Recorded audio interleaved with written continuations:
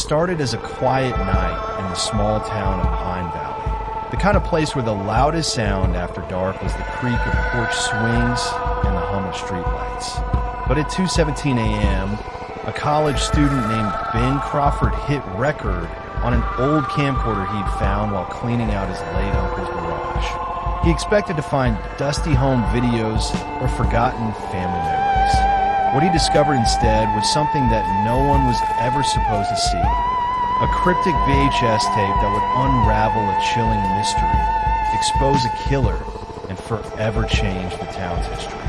By the end of this story, you'll see how a simple recording led investigators to a decade-old cold case, how a single sound on that tape changed everything, and why the person who made it may still be out there. Ben Crawford was 22, a film student at Pine Valley College.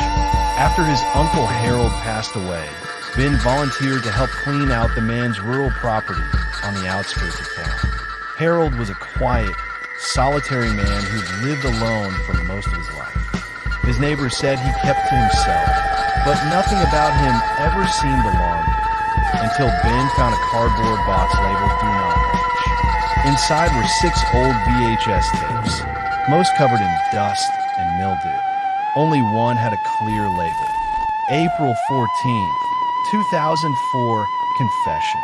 At first, Ben thought it was an old recording for one of his uncle's friends. He used to repair electronics. After all, curious, he cleaned the tape, popped it into a working VCR, and hit play. For the first few seconds, there was static. Then, the faint sound of rain. The video showed a small room, dimly lit, with a wooden chair in the center. After 30 seconds, a man walked in a frame. He was middle-aged, wearing a raincoat. He sat down, faced the camera, and said, "If anyone finds this, I'm sorry for what I've done." Then, he pulled out a map, unfolded it on his lap, and began speaking names, 7 of them, each paired with a date. The final date was April 15th, 2004. The next day, Ben froze. At first, he thought it was some kind of dark art project or stage performance. But then the man leaned closer to the camera, and Ben recognized something that made his blood run cold. The man wasn't a stranger. It was his Uncle Harold. Ben called his mother, asking if Harold had ever been in trouble. She hesitated before saying there were rumors years ago about a missing woman, but nothing was ever proven. The tape ended abruptly with Harold whispering, "It's buried where the water bends." That was it. No more words. Just static. But Ben couldn't stop thinking about it. What did "where the water bends" mean? And who were the 7 names he mentioned? Understood.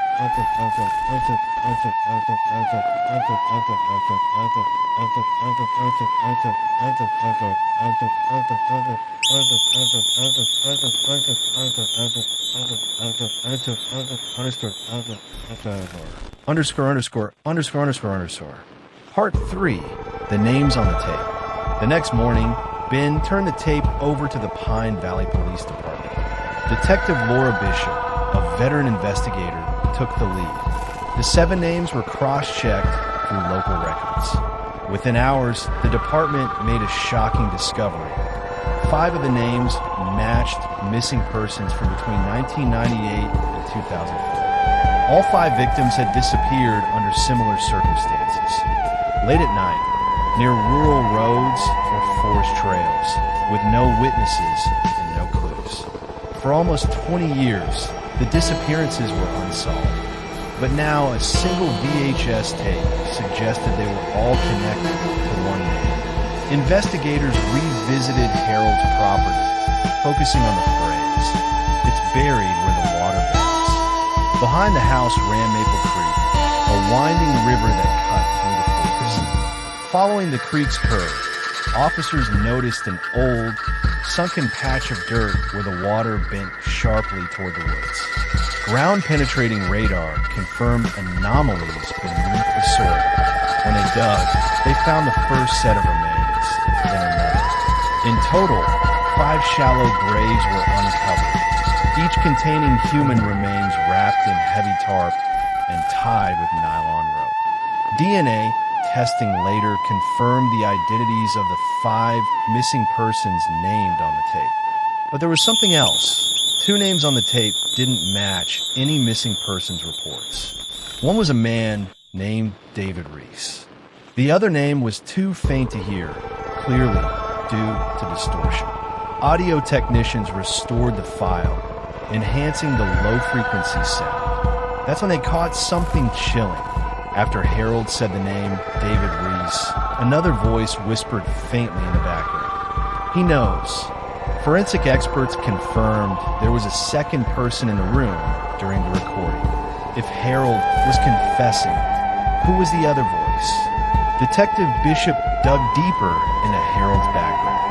Before retiring, he had worked maintenance at Pine Valley General Hospital.